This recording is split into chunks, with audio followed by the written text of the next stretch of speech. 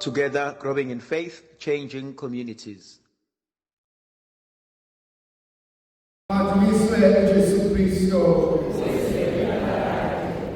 Namhlanje thandwa zami ngifisa sibuke ivangeli lika Luke chapter 16 from verse 1.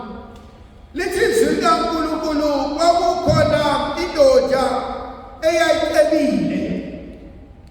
Kwasefika abantu bezoceba induna eyayisebenzela ukuba ayithembekile kepha idlala ngezinto zayo.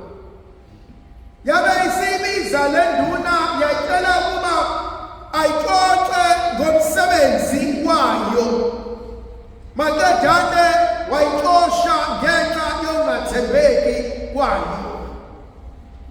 Kunezinto ezimbalwa engifisa ukuba sizibuke sizibheke. Eyokuqala ekalobaba ocebile onomuntu omsebenzelayo. Ebese kufika abantu bezosho ukuthi usibanibani akenzi kahle.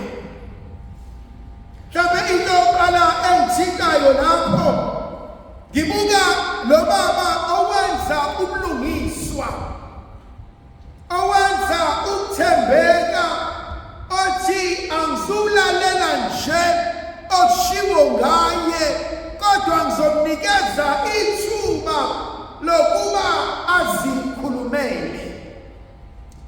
Angizulalela nje abaxoxayo ngaye kodwa ngizopresuma ukuthi akanali icala aze angikhombise ukuthi abakushilo kuyiqiniso.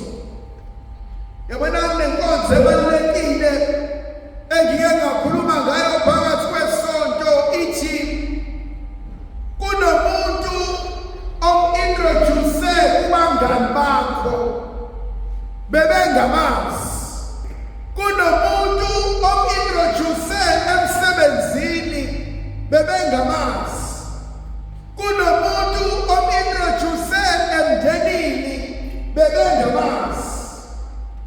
Ubomesaba lowo muntu uma esehleba ngawe kubantu omintroduce bona.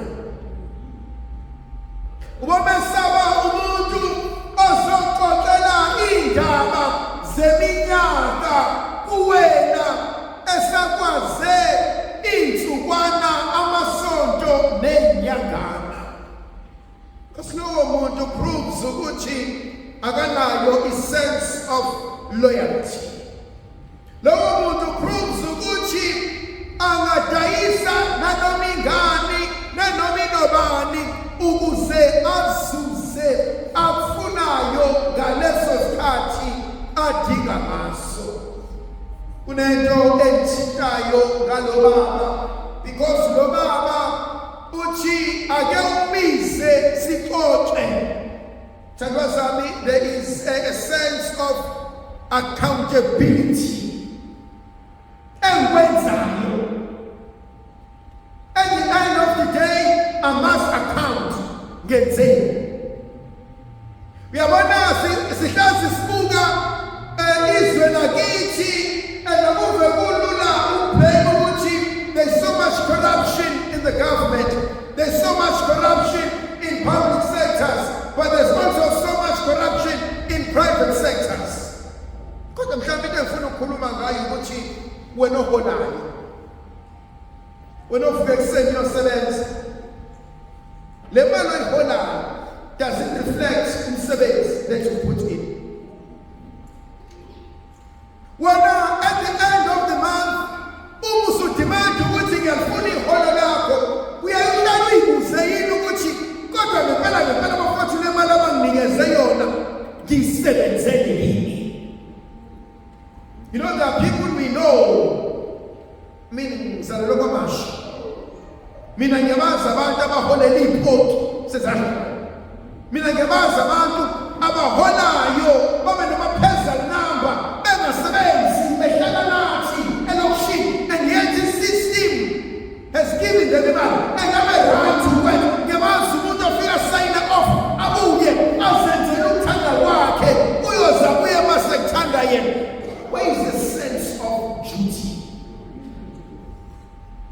sense of accountability. Ukuthi in all truth, in all honesty, okumehluko phakathi kwami nesela nesigibeli. Because at the end of the day, I demand le mali, I demand le salary, I demand le stipend. But uma ungasebenzelanga ke, then there's also something else that speaks to me. Uma la baba ehleli emusa, and I'm still speaking about the whole concept of accountability. Ubika kubani.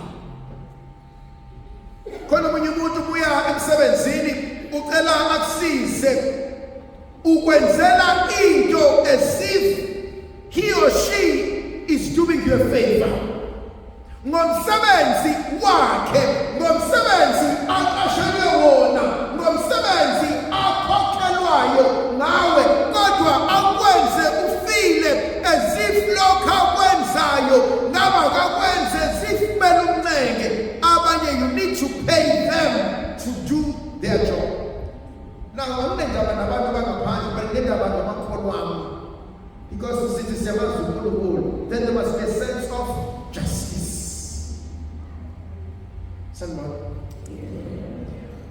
Lendoda is being accused ngokuthi uziphatha kabi izinto zakho, uyayiwaste izinto zakho. Most of amabhizinisi abantu abamnyama kulawo abasebenzi abasebenzelayo konke yehla ngomlenze, konke otshelwa yona ukuthi usibani manakekho uleka ungayithengi lento la because ibiza imali engaka, kodwa mina ngizokwenzela i-arrangement ngalena ngizokunikeza yona. And you soon discover when you do an audit. That's called it a what's audit, because it's a financial audit. We never do a personnel audit.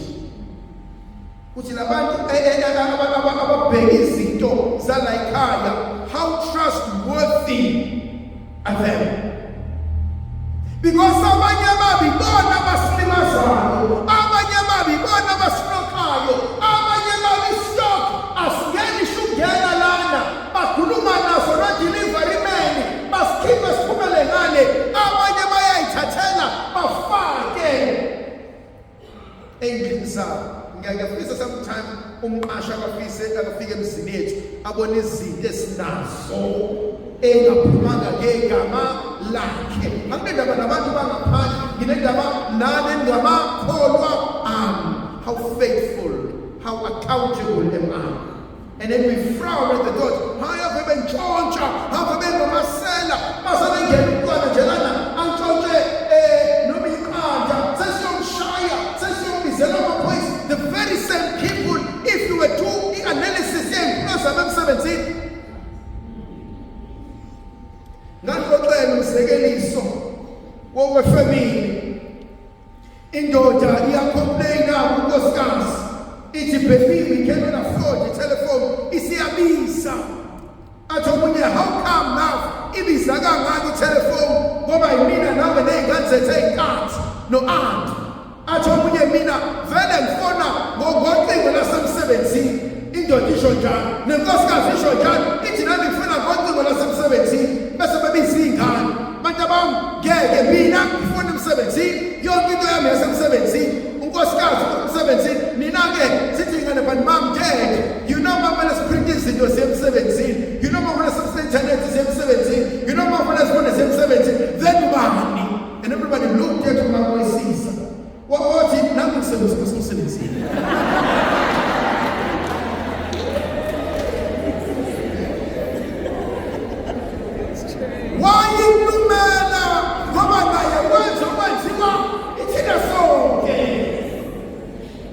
So the first principle for me is a sense of accountability.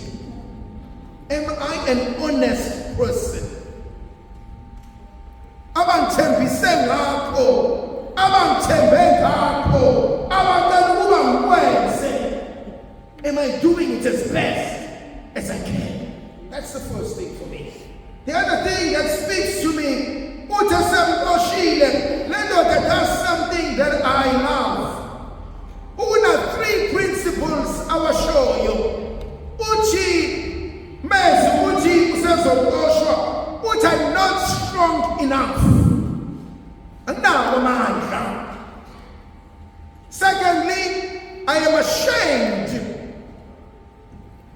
Thirdly, I have decided. To SWOT analysis.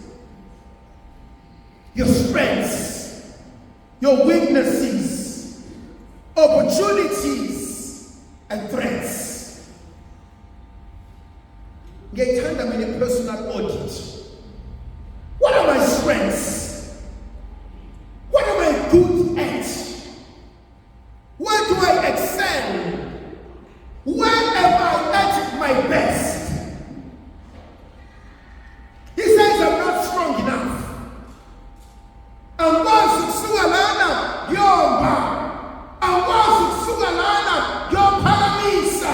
That's not my strength. An unreflected life is not worth living.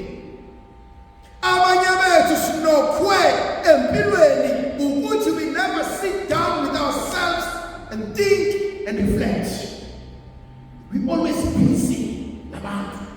We're always busy with our social statuses. We're always busy viewing things, and we never sit down with ourselves and say, Tembelani, shut down, sit with yourself. SWOT analysis. Why are things falling apart? I get a few jobs to me. Once you see those other right to me, the first thing,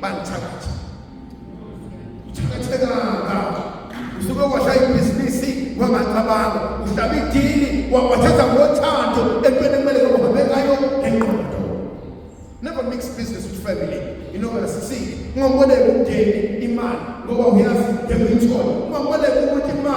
you're not willing to lose. Because think. SWOT analysis has nothing to do with Tagata. It has nothing to do with Aman Samyama. It has nothing to do with Wasa Bete. It has everything to do with Tabak.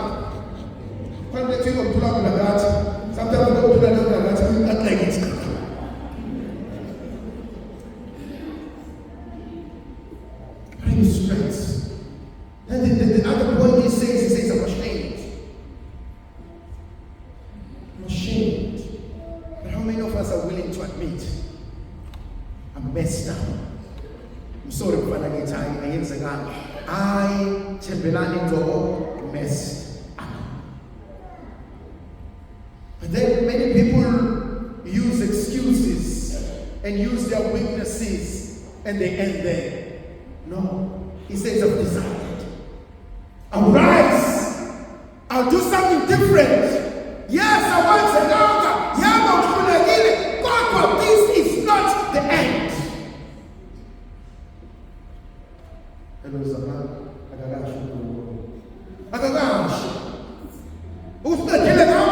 No. He's not done. I am an unfinished project.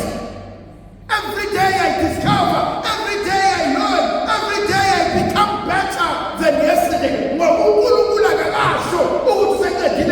And then when says, I will do differently, I will do better.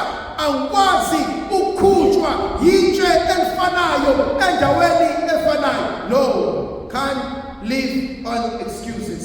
The phrase is like in this. My figure is case and the way said in